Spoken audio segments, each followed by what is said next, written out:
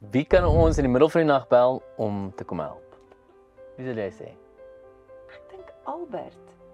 Albert wat oupa Sebastian speel, is een van daai mense wat jy in die middel van die nag sal kan bel en hy sal opstaan en kom help. Hy is altyd besig as daar iets noemenswaardig is, as daar iets spesiaal is wat gebeur, as daar ietsie snaaks is wat gebeur het, hy hou ons een keer om die son groep nog lewendig. En ek het ook al 'n storie gehoor van 'n situasie waar iemand hom in die middel van die nag kom vra het vir hulp en hy het dadelik opgestaan en dadelik gaan help. Soos 'n oupa sal. Soos 'n oupa sal. Ja. Ons kan almal op Donnelly se skouer enige tyd gaan huil. Die mense, die crew, die cast, sy het te vermoë om mense wil altyd met haar deel en afpak en ja, sy Maar ek, full disclosure, ek is 'n huiler. Ek huil vir alles. Ek huil in happy endings en sad endings. Ek huil in 'n advertensie. So as jy nou iemand nodig het om saam met te huil, ek gaan my hand opsteek. Ons kan lekker saam huil. is gonna do it. Wie opstel soms altyd laat lag.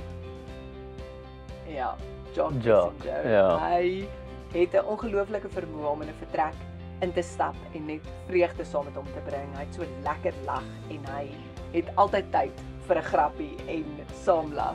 Ons wil baie saam met Jock Ja. lag. Ek's in vir dit. Altyd extra snacks. Sal definitief Clara wees, so wat Sofia vertolk. Sy haar ma bring vir haar snacks en ons gee vir haar spesiale snacks, so sy het altyd snacks. Ek dink al die siblings in die show kry hulle snacks by haar skelm. Ja, ek het al 'n snackie gaan haal. Ja. Selfs die tannie. Wie sê Albert? Ek dink Albert het al vir ons vertel van alles wat hy het wat spesiaal is. Ek voel hy sentimenteel. Ja, maar dis die obvious. Ek dink Joni kom bring sal skelmpies. Hy's die stilste.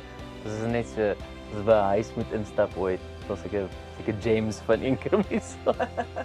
Ek vat skaamteloos as producer, regisseur sê ek daai's myne, daai gaan na my huis toe. Dis 'n paar special goedjies in die huis. Ek moet sê Joni kom bring. Ja. Alma speel, Alma. Ja. Sy is fenomenaal. Ek dink nie ek weet nie of sy al ooit eers 'n woord vergeet het nie. Sy ken al haar woorde altyd. Sy weet presies wat almal sê, hoe 'n toneel uitspeel. Sy's fenomenaal.